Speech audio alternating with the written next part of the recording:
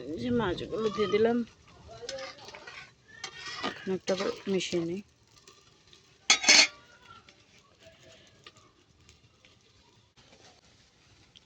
একটু তরকারিতে কাঁচামরিচ কুচিগুলো দিয়ে দিলাম। আজকে ধনিয়া পাতা নাই, দিতে পারিনি। চলো ভেন্ডি ভাজি করতেছি। রেডি,